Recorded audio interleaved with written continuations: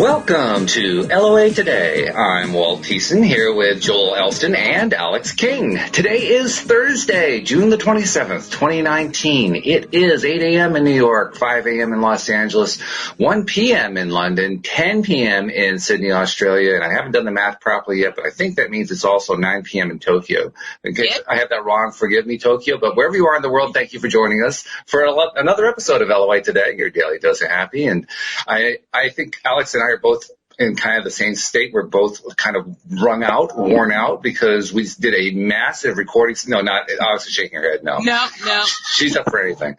But we did a massive recording session last night for The Grass is Greener. It was the second one. Oh, actually, it was the third one. And I mean, this is an experience. This is an education, Alex. You've been through this before, but I'm telling you, I'm learning stuff I didn't even know existed. Not this way, though. We've never done it on the Zoom app. We've never had, I've never done a podcast show. That's not this show. You know? Right. So it is a different experience. Yeah. It's kind of like, I can see how it's like to put a movie together, because we're doing it in scenes and segments and things like that. And, scene 2, take 5, holy crap, this is crazy. Yep. Okay, Joel, can you imagine what it would be like if you had to do your coaching? Okay, this is scene 24, take 6. Yeah, me and my ADD would not do well with all of that. Yeah, I hear you. Well, it's an education, and it's good. I mean, things are coming along nicely. We've had a lot of really good scenes that played out well, and we're learning every step of the way. But wow, what an education! It's like an intensive. You just dive into something in a short period of time. You learn. That's what it's like. Yeah. Crazy. Yeah. But it's good. It's all good. So, how you guys doing? How you doing, Joel? We haven't talked to you in a couple weeks. We kind of missed you. Well, I had to deal with some help a client with some legal stuff, and hopefully that's the last time I have to do that for a while. Mm-hmm. It went really well, but I'm glad to be back. We're in the middle of. It's all of a sudden it's almost July 4th. It's amazing how quick this year's going, but. It had to do a double take on where we're at. It's like, wow, we are really flying this year. I'm telling you, yeah. I had the same reaction the other day. Alex pointed out that we're now in summer, and I said, what happened to spring? I like spring. I told him I canceled it, but it was canceled due to allergies. So I just said, no, I'm not subscribing to that. At least not for New England. I don't know about the rest of the world. It's all good. So we don't really have a topic in mind to discuss unless you've got something that you've been thinking about, Joel. So I figured we could just kind of go back a little bit to the basics and just talk about how and when we attract stuff in. Like I saw, as usual, I always check Facebook to see if there's something there to give me a clue for a topic. Yeah. And one of the things that I saw today was somebody, once again, posting how the law of attraction never works for them. Uh-huh. And my reaction was always the same one that I always give out, which is, it's working beautifully. Look around the room. You manifested all of it. You're just manifesting stuff you don't want. You want to focus on what you want. So let's go back to basics a little bit. Let's talk about, you're getting what you don't want. How do you start getting what you want? And I'm going to go to the life coach because he talks about that all the time. So you got somebody in your chair for the first time, Joel, and he's saying, I can't attract this. I mean, I understand what you're saying about this law of attraction, but it doesn't work. But and that's sort of like you're saying. It's the basic concept of what you. It's when I break it down into the sort of the descriptive that the law of attraction. We go back to, I'm assuming that the law of attraction wants what's best for me, or I assume that the law of attraction actually responds to what I want, and literally it's the opposite of that. The law of attraction, first of all, doesn't care. It doesn't.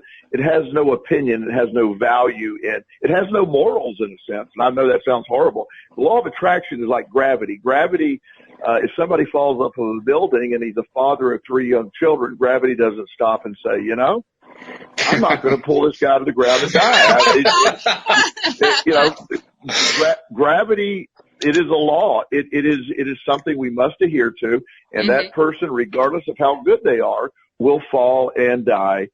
Because gravity has no opinion on that. So the law of attraction is the same concept of it can only respond. It can only dial into what you're feeling, not what you think you want. Because when you want something too much, you're actually putting out an energy of, I don't have that, or I like that.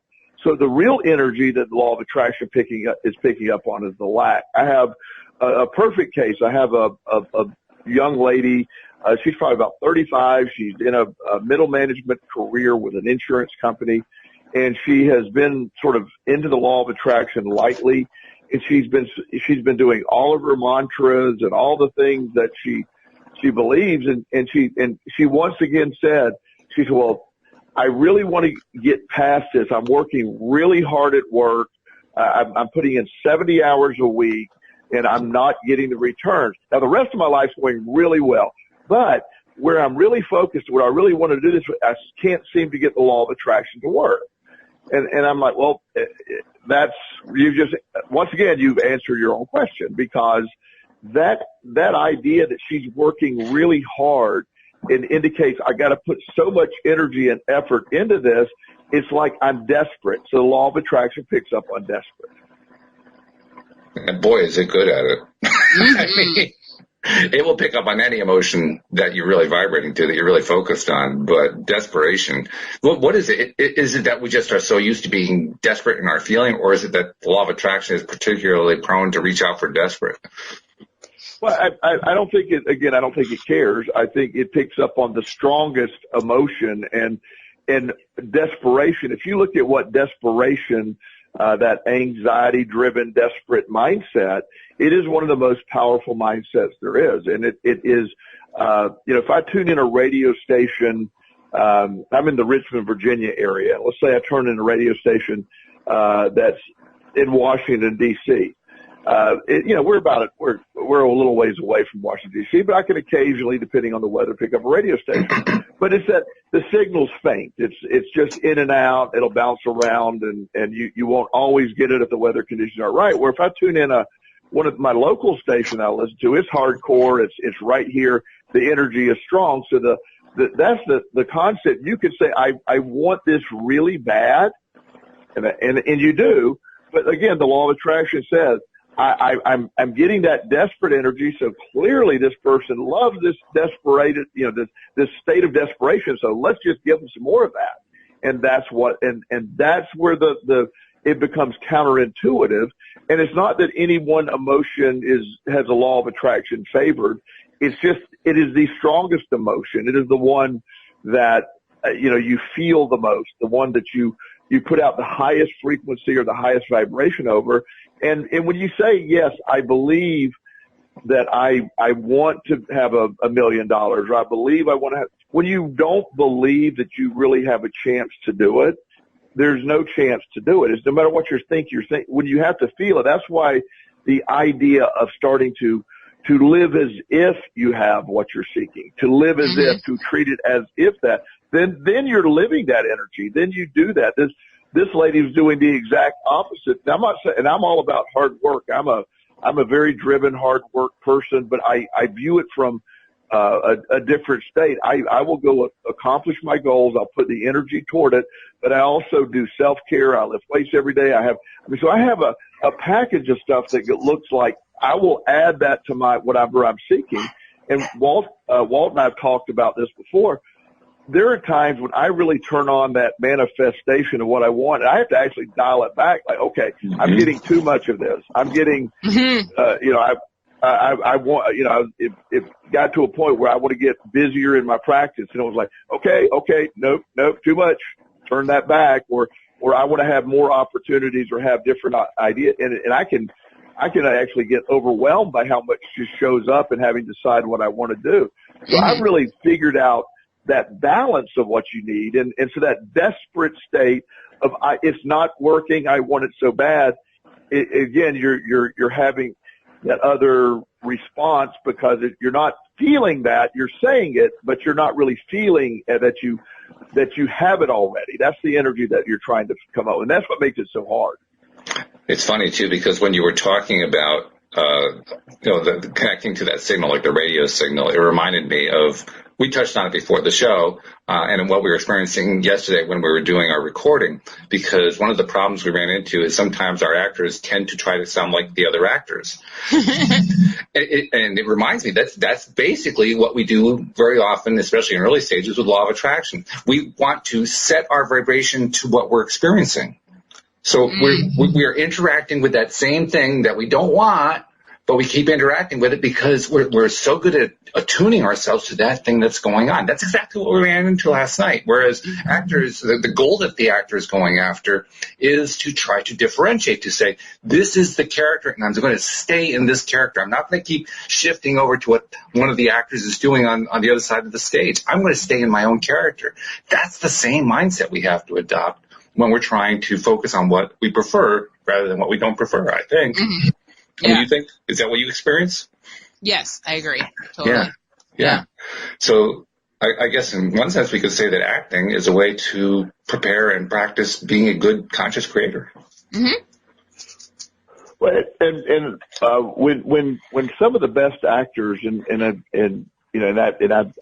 not really in tune with a lot of the stuff, but one of the things that I have read or I have witnessed is there are some actors that will immerse themselves in the role. They really become the person they're playing, and they don't get out of character as long as the show or the whatever the movie they're filming is underway.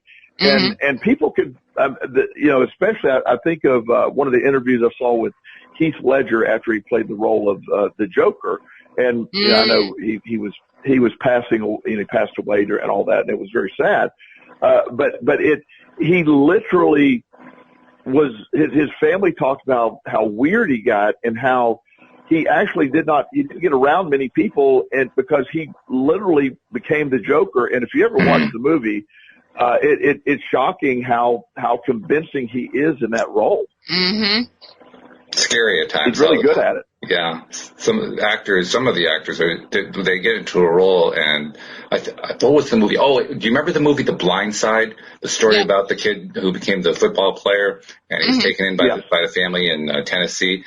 Sandra Bullock won an Academy Award playing his mother in that movie, and at one point on the set, the real character, the real person she was portraying, and she were both on the set at the same time, and her real husband said it was spooky because you'd see two of the same person, two Lees walking down, and then they'd high-five each other. He said he couldn't handle it. And you do that. I've always said that, like Tom Hanks, for example, you don't, whatever role he played, he becomes really convincing. You look at that and go, how can Tom Hanks play? I don't think of him as a really tough guy or anything, but yet if he played a tough guy, you're like, wow, that's Tom Hanks. Or Saving Private Ryan, any of these things, he always was able to go way up there. Michael Keaton is an actor that I used to see play different roles that always shocked me. There's so much. So when you understand sort of how we had that acting sort of concept, but acting is a way of becoming or learning how to feel. One of the things that I find is very helpful for people to surround yourself with people who have the life you want or living the type life you want to live. And when you have that mindset, then it's easier to pick in to sort of tune in that exact frequency that they're living on. And it's easier to do it that way when you have somebody. That's why I've talked about poverty being sort of a more of a mindset than an actual lack of money. It's just something that when you don't really believe there's something more than this, then there's really no way for the law of attraction to even fulfill that. And or if people get all of a sudden they win the lottery and they think this is, oh wow, this is great, everything. But most people lose all that money within 2 years because it's just, they weren't prepared for it. They weren't mentally prepared.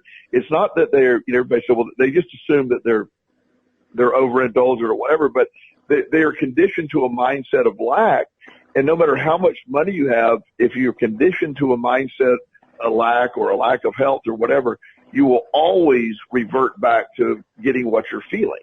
And that's the idea and that's where a lot of people listen to like The Secret. And again, I'm a big fan of The Secret, but I think they sort of missed the boat a little bit. Abraham Hicks gets more into the energy vibration stuff where it's more important what you're feeling than what you're thinking. Now, I know that thinking is the dialogue, the internal dialogue we have that will eventually change our mindset. But it isn't just saying, I want $1 million and that's going to happen. In fact, if you sit all day and go, I want $1 million, I want $1 million, I want $1 million, that energy is saying, that guy has no money. He's living with that lack of, and there's never a chance to get it that way. Mm-hmm. Yeah, that vibration is everything. So, I was remembering also another aspect of that story, The Blind Side, with Leanne Tui and Sandra Bullock playing that character.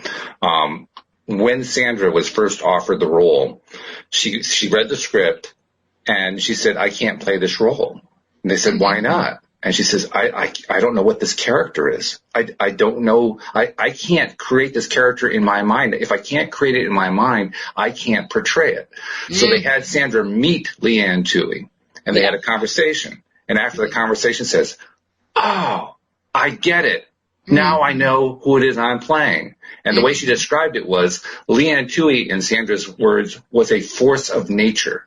Yes. And you couldn't capture that. Yeah. Remember that? And they couldn't capture that in the script. Yeah. The script can't tell you that. So she had to learn that for herself. Once she got that, well, she won an Academy Award. Oh, God, she really did. She got it nailed. And that's what we're trying to learn with Law of Attraction. We're trying to learn what is that character that we are portraying. Who is that person we're trying to become? Who is that person that we're trying to feel ourselves to be? Because when we get there, then everything starts to happen. Yeah. And that's the exact mindset that you're working on, when you literally can feel as if.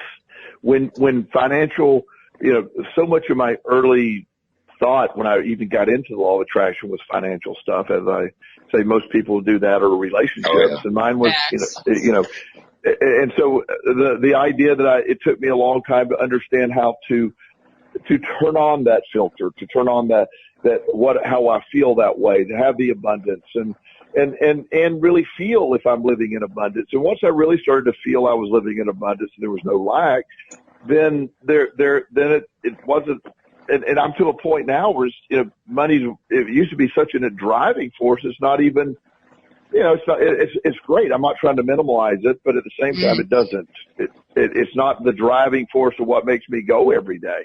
I love that feeling where I'm not living with the feeling of lack or the fear of not being able to provide.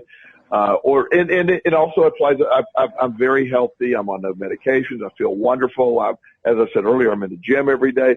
So again, that energy that I'm putting off, it's not something that I'm sort of tuning into. So the Law of Attraction keeps responding with more of the same. And I've been on the other side of it. Yeah. So I've been on the other side of it too. So I know how it can go the other way. Mm-hmm. It's a tough skill. I mean, that's why there are only a small number of top tier actors. That's why there are only a small number of top tier in any industry, because there's a small number who really get it. They really learn it. They really apply it. And it doesn't mean the rest of us can't, fortunately. I mean, that's why we have life coaches. But, right? So at least it can be learned. That's the good news. Right. But it takes time. It takes practice. And I think you also use the other word. It takes patience, Joel. You have to be patient with yourself. Right, Alex? I mean, if you're not patient with yourself, forget it. You're dead. Yeah, exactly. Because the universe brings you things in the universe's time and not in your timeline, so you can't rush anything. So if you're not patient, you're going to go crazy. No kidding. and also on that, the impatient thought is, again, a desperate thought. It's when is this going to happen? It's like, I was about to do it, but not now. It's like, nope, not going to do it now. And because you're almost there, but you got it away from you, and it's just almost had it. Yeah, the guy with the dollar bill. But it's that mindset and that, to me, this is when you get to the LOA, the Law of Attraction concept. This is probably the hardest thing to get, and then to tell people how they feel. Like, when people have had a victim mentality for so long. And and when I say that, I know people sometimes will view that as I'm not being judgmental. I lived in that mindset for a long, long time. It takes a while to break it. But when you're anticipating that next wrong thing or anticipate. It's really hard to feel any different when you have had experiences that are going to reinforce what you're fearing. I mean, it's really hard with that. And so that's the climbing out. That's why the law of attraction, while it is irrefutable, is it unrefutable, irrefutable? One of those refutable. It's here, I believe. Okay. Yeah. Thank you. But it works just like gravity, but the problem is it is equally as rigid as gravity. And it isn't that it's finicky. It's just you've got to, tune in the radio. Like, if you get a really strong radio station, like say it's 101.2 or 102.1 is wireless. Okay. Say you have that 102.1. Well, you might be able to get it to 102 or 102 or 10, you might get a little feedback when it's really strong when you're a little bit off, but you're not until you're exactly tuned in. You're not going to, especially with, have high def radio or whatever that even means. But, like some radio stations like won't have high def but when I turn on and hit a radio station, it does, you can actually hear it just sort of get that a little louder, a little clearer as it sort of clicks into high def mode, as it sort of really tunes in. And it's that same way. And that's you can't turn it on 99.5 when you're really seeking, 106.4. I mean, you have to understand it isn't that I just want it to happen. It's I've got to find that emotional frequency of what that feels like. So if you take a lifetime of illness or a lifetime of stress or a lifetime of poverty, it is so hard to understand how that feels. So that's the problem. It's living as if you have $1 million. It's like, oh, well, that means I just go spend all the money I want. In fact, that's the opposite. Again, people I know that have $1 million don't go out and buy $400,000 cars. They don't need to do that. Bill Gates doesn't wear $300 pants. He wears Dockers. He could buy Levi Strauss if he wanted to, and he just wears their pants. I mean, you think about it, it's just, so there's a concept of, like, you'll see the Instagram people that are, driving the $500,000 cars and all that. Well, the reality, that's all part of the show, but when you're trying to what is your understanding of what you're trying to attract, then everything sort of changes. And when you're comfortable with wealth, then wealth is like, it's just part of you. If you're comfortable with health, then health is part of you. If you're uncomfortable with it or fearful of it, then unfortunately you're signaling the opposite effect. And very often that's a hard thing to differentiate. It sounds, when you describe it, it's like black and white. Well, you're either feeling comfortable or you're not feeling comfortable. It sounds so clear. But when we're in the midst of trying to deal with it, like you describe the person who is focused on, well, I want to win $1 million. I want to win $1 million. I want to win $1 million. And they're not going to win it because they're in a position of lack. But from their perspective, do they feel like they're in a position of lack? Heck no. They think they're focused on winning the $1 million. They think that the $1 million is going to become theirs because they keep saying that, and they feel it that way. It gets confusing at times. Our emotions are our guidance system. That's one of the great concepts that Abraham taught us. But we also have to learn how to use it. We have to learn how to differentiate, recognize, I'm really feeling this right now, or I'm really feeling that right now. Because until we can do that, we're like the actors who were working last night. They were trying to sound like each other. Right. This reminds me of Go ahead, Alex. I was going to say, this reminds me of a meme that I saw, and I didn't realize until right this second that it had a law of attraction point to it. So there's this kid, and he's 18 years old, and he's standing in this really beautiful kitchen setting, and on the caption says, I'm 18 and I achieved this. You can too if you work really hard. And then on the underneath that, somebody puts, boy, if you don't get your dumbass at a Home Depot and stop playing in their kitchen, because you can see in the background that the other aisles are back there. Posted up in Home Depot in a nice kitchen, and he's like, yeah, this is my life. But if you think about it, he might have been creating a vignette for himself, You don't know what he's trying to do, and you're hating on him. So, but yeah, that's what you got to do for your version of manifesting things, that's what you got to do. That and on the other topic, and this is where you can get really confusing to people too. Mm-hmm. But when you also, part of the deal is understanding. When you don't understand wealth, you don't know. You think that a kitchen is wealth, and so that's part of the problem. When you understand. To me, what for me was it quit being about me getting things. Getting things doesn't do much for me. I have all the things in the world. It is when I was living with a lack of those things that the energy that somehow a couch is not going to make me feel better. Right. I always tell people that, I do have a Porsche, but I have a Porsche because I wanted a Porsche. I didn't get a Porsche to impress anyone or to appear to be wealthy. I drive a Porsche because I want to drive a Porsche. And there's a difference in why you do that, and how you feel that. And so this is the concept of, like, if you were to go ask people what is wealth, well, I want a Bugatti. Well, okay. I mean, that if that's your goal, that's great, but that is not wealth. I know people that they have an image that they're trying to project, assuming that brings in wealth. But sitting in a car, this is a good analogy. Years ago, I had no idea it was ever going to be a law of attraction thing. But my oldest son, TJ, I was looking at cars, and he was 12 and had no clue of what money was or anything. Yeah. And so he said, "Can we get a Lamborghini?" And I jokingly, and of course he didn't understand sarcasm, so I it just didn't go well. But I was trying to make a point. I said, well, we technically could afford a Lamborghini, but we would have to live in it. And of course he goes, I'm fine with that. And I'm like, well,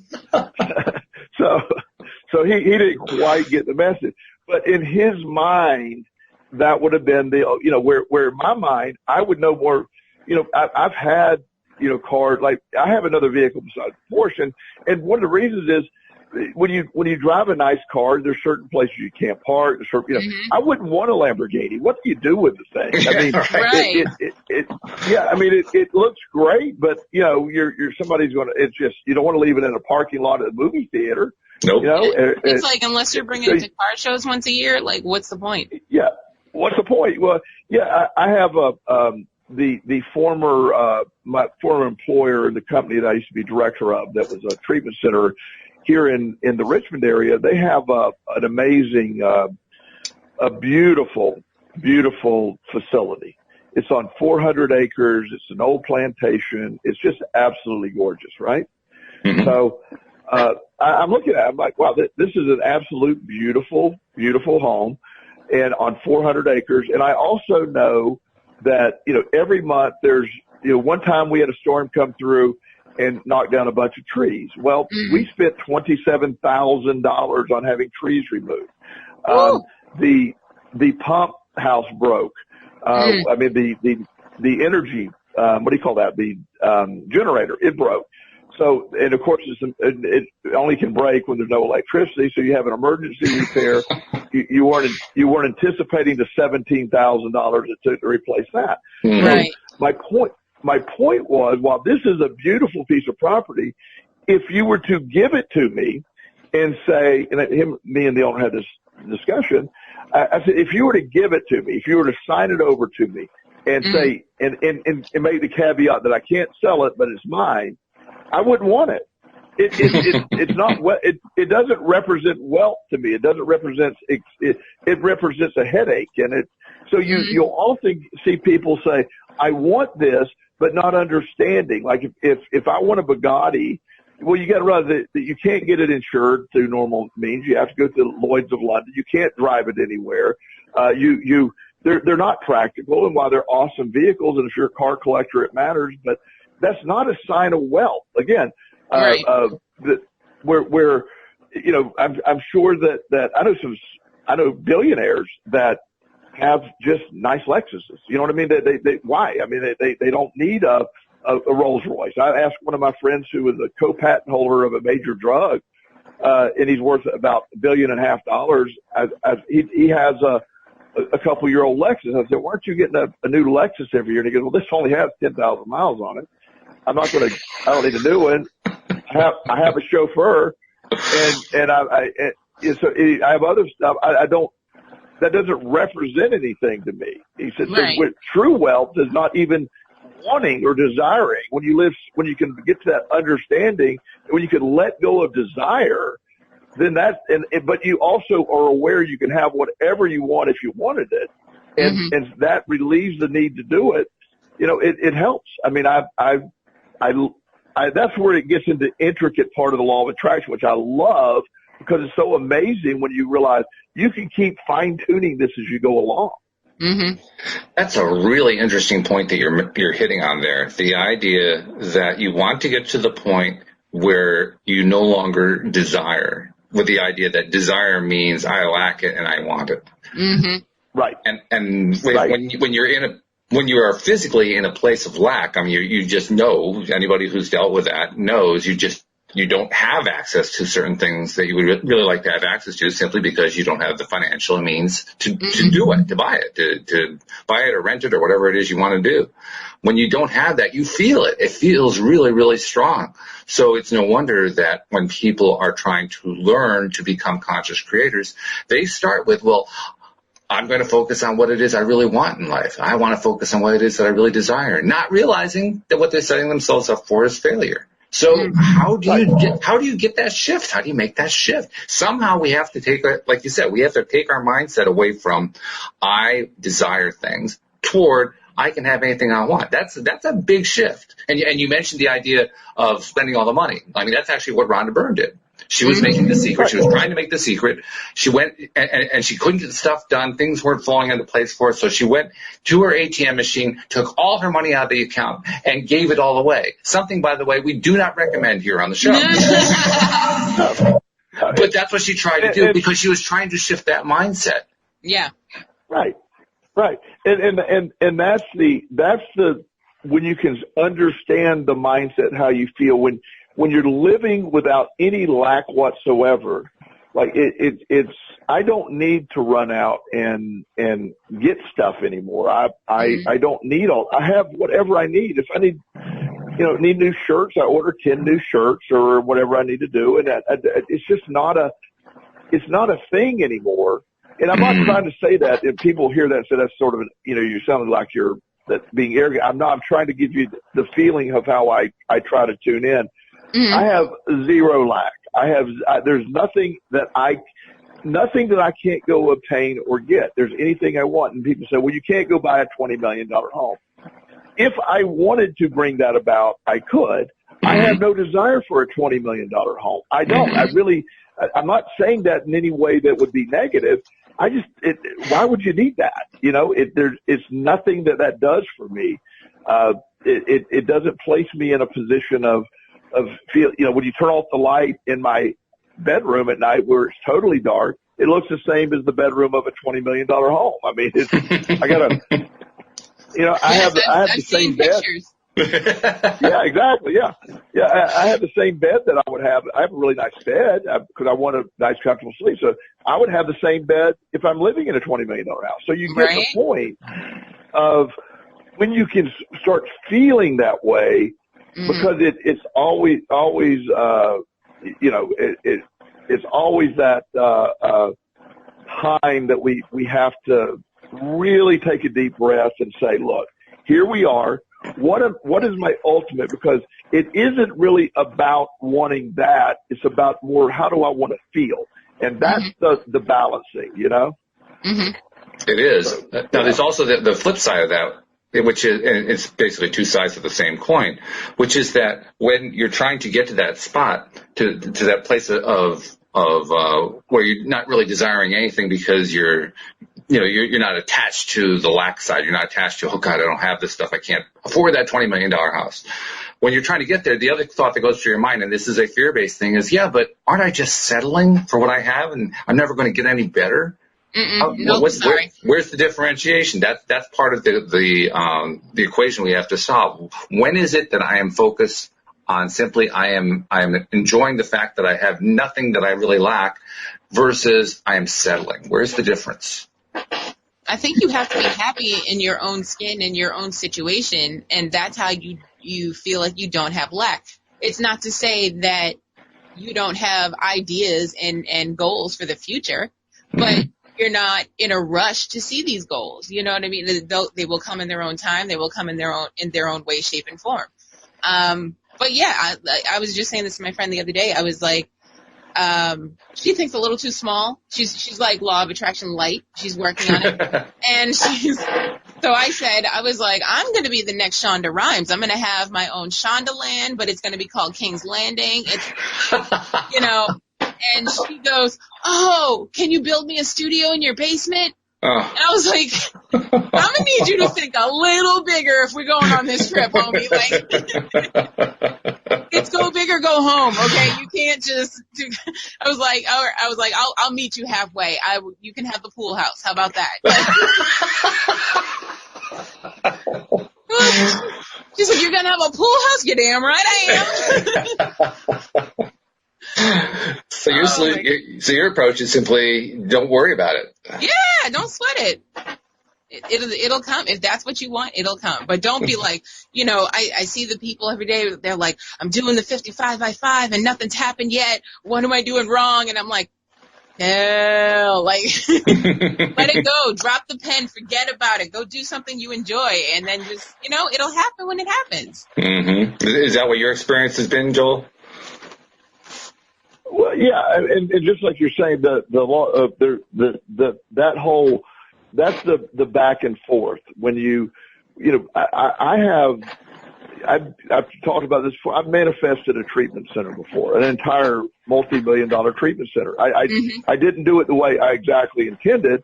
I didn't understand exactly what I was, but I brought it about. I was able to live it. I was able to. It's not about it. I have an abundance. I live in an abundance. But I have to live in with that abundance. It's not settling, as you're saying. Right. It's not settling for this. It is understanding that, we are where we need to be. We can have whatever we want. And that is most effectively accomplished when you're not running around wanting everything, which puts off a feeling of lack. And, and again, it's when I hear people say, well, I'm just settling. I don't want to just settle for this. No, it's the opposite of that. It's about understanding you have no limits or thinking too small. Yeah. The brief synopsis, when I was in South Carolina and I was running a treatment center for people with a gambling addiction, I had always wanted to have an incredibly huge facility where I could use a lot of the holistic principles, a lot of the law of attraction stuff, sort of a Buddhist kind of base of thinking. And, I had a lot of that going on, but inherently the gambling addiction by nature takes everyone's money away. So, you can never have people, you can never afford it. So I accepted, I had a vision of what I wanted, but I didn't have the money to do it. I didn't have the way to raise the money to do it, but I knew what I wanted. So randomly, I had a person call me who was early in recovery from a gambling addiction. His wife was a tobacco heiress.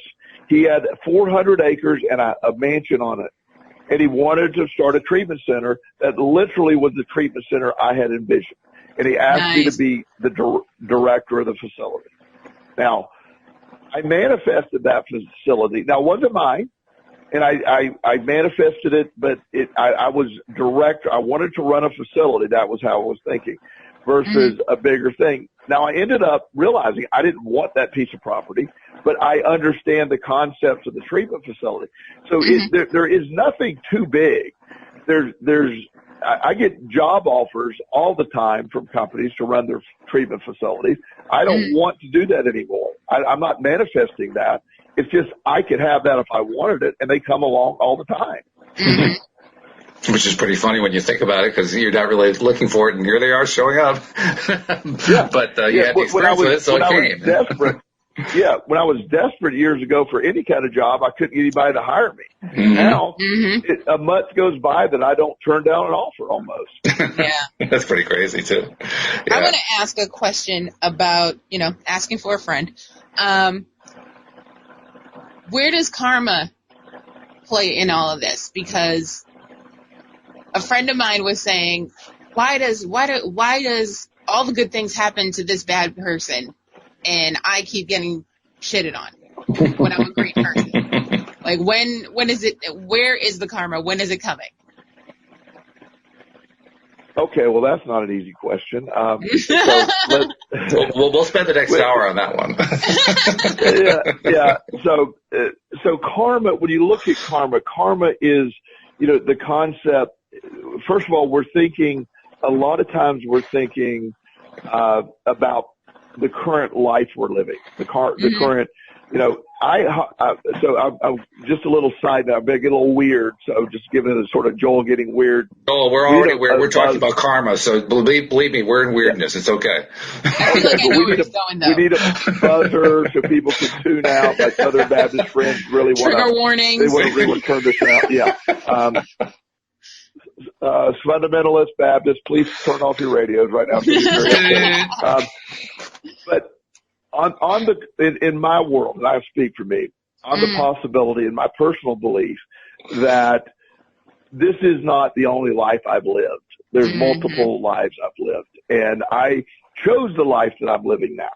And I think karma is more of a life-to-life thing than an internal. We somehow have switched to it's this life right now.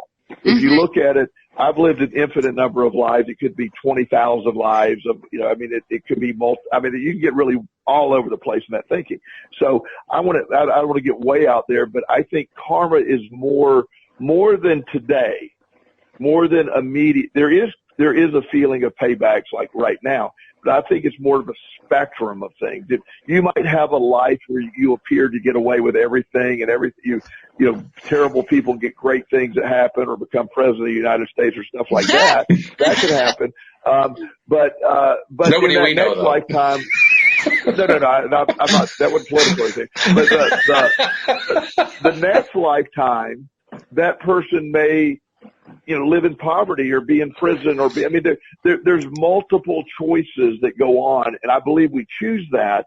So I think the karma is almost like you sort of respond to it versus the idea that it's about today. When I say today, it's not maybe even about this lifetime. Karma can extend multiple lifetimes. So that's my view. So I take sort of karma out of the law of attraction concept for me and look at it more of a when I say lifetime, I mean a spiritual lifetime, which may be, an endless amount of years going backwards and forwards in time. Yep. So you can now flash the sign again and return to our normal programming. We've left the twilight zone. I'll add to that for myself, the word karma and the concept of karma was something that never really helped me a whole lot. So I kind of just abandoned it. You mentioned lifetimes. We'll stay within the twilight zone for a moment here. I have been told by a psychic who gave my wife and I a reading within the past year. I think she said that I had 1,379 lifetimes and my wife had 2,546, something like that. And then we had 80% of them together. And I said, okay, well, that's nice. But I'm thinking to myself, how do I use that information? And the answer that I came up with was, I can't. I have no way to use that information. It's an interesting thing. It's oh, well, that's kind of curious. But there was nothing to do with it. And that's the way I feel about karma. It's not like karma is telling me something that I can use right now. To me, it's more like a crazy-making thing. Yeah, and to support that, and one thing to support that before I lose this, not to interrupt, is exactly what you're saying. However, where it does help you is when this current lifetime ends, I think the karma you have to deal with in your choice of your next life, that's where it's relevant. I really do. Probably. I don't know I don't know the detail, but I do agree, again, my opinion, the karma of today, it doesn't give you enough information. You don't know. Part of the overall belief that I have is we're born with a point. We have a mission. We have things to overcome. We choose that mission before we get here. And we don't always succeed. It might take us 50 attempts to get this done. We don't. Abraham Hicks, one of the statements she made, I don't know why this resonates so much with me. But when somebody asked her, okay, when you're on the other side, you're all knowing, you're all power, you're all energy. you have no pain, you have no, and you have access to everything, all the knowledge. Why would you want to come back? And her response was so succinct, and it described everything. She said, tell me what chocolate tastes like. Yes. And when you understand we're here because of what chocolate tastes like, metaphorically, you're here to experience, you're here. That's the thing when you see all this going on, it seems like, oh my God, this is overwhelming. We are a train wreck. Things are falling apart. We're a train wreck. or look at it all and go, it is it's sort of like the ultimate theater, since we should be on that theme today. It's the ultimate theater of reality. And it's playing out, and you chose these roles. We chose what's here, and we deal with it. And then when we die, like I have this imagined, thing where, and as I've talked about before, I lost my son TJ in a car accident when he was 23. And, one of the things that I don't know why, I don't understand, but I think the moment that I can stop taking a breath here and my spirit goes, I will rejoin him in energy, and we'll have another adventure together. I don't know why all that happened, but I do believe all that happened and we've probably done that 100 times or 1,000 times or in some form or fashion. Next time it might be my time to do that, or whatever, but I don't understand it. I just know that it's bigger than me or bigger than my understanding, and that matters. Yes. It does matter, and it can be confusing. I mean, certainly when we go through that kind of heartache where we lose somebody really close to us, really important to us, especially at a young age, I mean, that'll just flip you for a big loss. And that's when it's important to get that perspective. But it's a tough perspective. Sometimes it's just difficult to deal with this stuff. And I think that's really the root of what we've been talking about. We kind of started the show talking about how people will say, well, the law of attraction thing isn't working for me. And it actually is. It's just that we're attracting stuff that we didn't really have in mind to attract, or we thought we didn't have in mind to attract. Or perhaps we're getting a result that was different from what we hoped for when we attracted what we at the time thought we wanted to attract. It's like you were talking about, Joel, about how, well, I want to have a Lamborghini. Until you have the Lamborghini, you say, well, what am I going to do with this thing? Not really well. So I want to go to a question now. With that thought in mind, I want to go to a question that you kind of touched on, Joel. You said, well, that's not wealth. That's not wealth. What's wealth? I mean, if wealth isn't all these things that we desire, okay, well, it's good to know what we don't know, or what we don't want, rather, because that helps us say, okay, I don't want that. But we also have to take the next step and say, well, what do I want? So what is wealth? Well, you answer your own question. First of all, you have to figure out what do you really want? The concept of what would define wealth to me would maybe be different than another. But when you look toward, I don't want to have to worry about certain things, or I don't want to, that in itself is a worry. I don't want to have to worry about paying my bills. Well, you're worrying about paying your bills. You see that wealth to me it is when you can live. Are you worried right now in the surrounding that you're at? Are you worried that you're not having to think about your next breath? Are you worried about there being a lack of oxygen in the air for you to breathe right now? Yeah, I'm not. Okay. Thank goodness. So otherwise, I'd be in trouble. Yeah. Now, don't start thinking about that. That's right. Start thinking about your breathing and all that. Dude, I was about to say with the anxiety, the panic disorder, all that. That's what it feels like. Don't think about that. Exactly. But for metaphorically, for what we're talking about, there's abundance of oxygen. That is not there. It's like clean water. We worry about, what's the most valuable substance on the planet? I mean, when we look at, is it platinum? Is it some kind of uranium? It doesn't matter. But whatever we value, if you look at a diamond, you go, that's really valuable because we place value on it, or a gram of gold or whatever. Well, the honest truth is, without air and water, we die. So they're the two most valuable elements of all time, and they will continue to be. And so, but we don't lack that. So you don't seem to have the value attached to it. So wealth is sort of almost like, how do I get to a place where I don't have to worry about worrying and get there. So understanding for an individual, I don't have a need right now. I can't think of anything that I need. I have everything that I want. I can get anything that I need as it comes along. I don't worry about the electric bill is going to come along. It's going to be too much. I have friends, and I've been in a place where that electric bill was more than it was. And oh my God, that would be dangerous. I wouldn't be able to pay my electric bill. Scary. Fortunately, I'm in a place right now where I don't have that, but I've had days where I had to call the electric company and actually get additional days until I got paid. That's stressful. Those are tough things. So I'm not minimalizing the effects of all that. I'm not saying, and that's why we put energy, because it's uncomfortable to be without electricity, especially if you have children and you can't provide for your kids. So I'm not suggesting any of this is easy. I'm just suggesting, again, the law of attraction doesn't care that it's not easy. It doesn't care that the law of attraction, you mean you're blaming the victim? I hear that a lot, the law of attraction. I'm going, the law of attraction doesn't care. It doesn't blame. It's irrelevant. It doesn't run around blaming. That you're putting a personality on. You can't put a personality on gravity. There's no personality on the law of attraction. It's not good or bad. It's just a tool of the universe. And understanding that is where we knock it out of the park. Mm-hmm.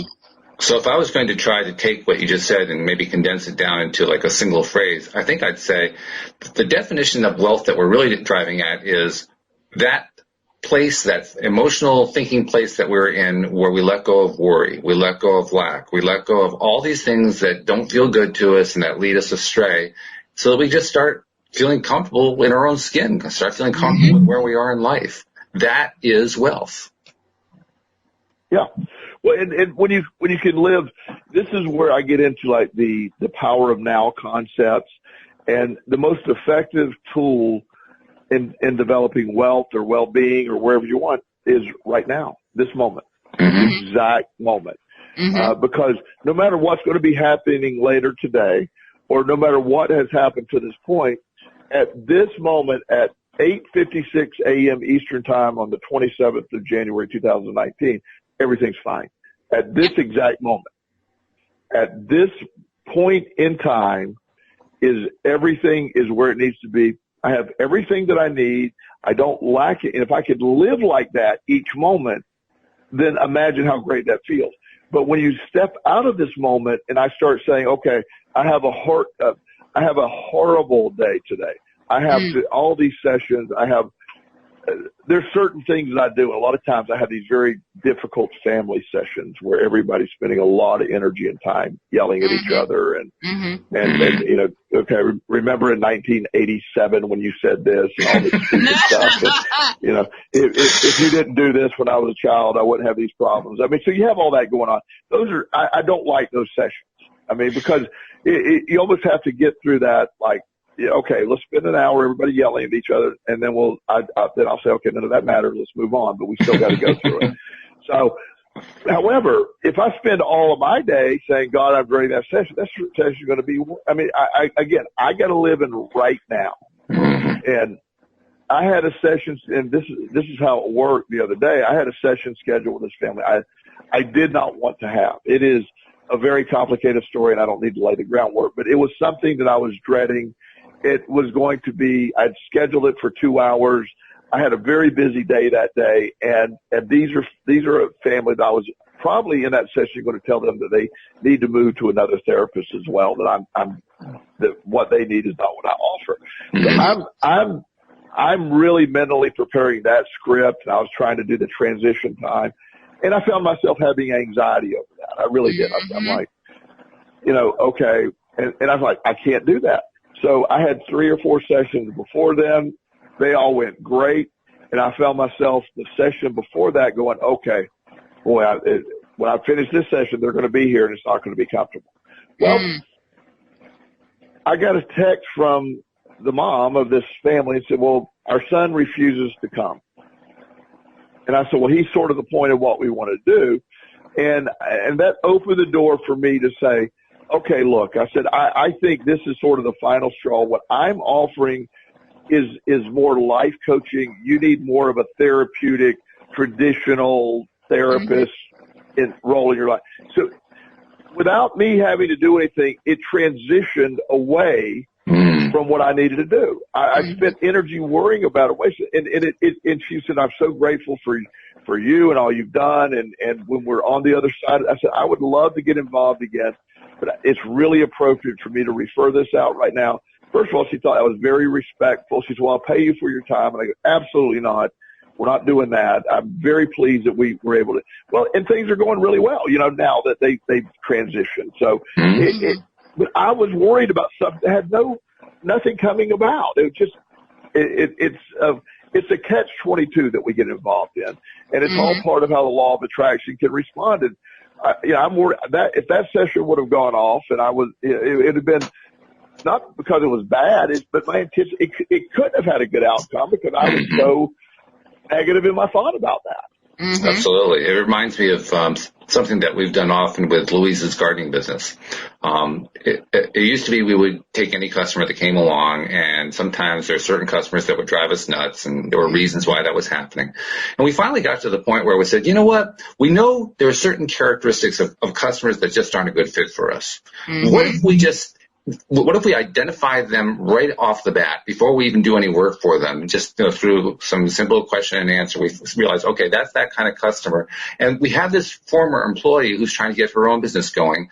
We recognize this is a customer who's either too small for us or too much of a pain or whatever. But this former employee is so meticulous; she loves dealing with that. Let's just refer all those customers over to her.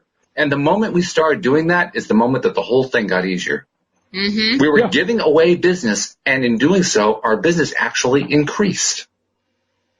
Well, it helps a lot. I know that there's other life coaches here in Richmond, and I've referred to I have a young lady with an eating disorder that's a little out of my scope of practice, and it sounds sexist, but I think she's better off with a female therapist that has some experience in that area, or a female life coach. So I referred.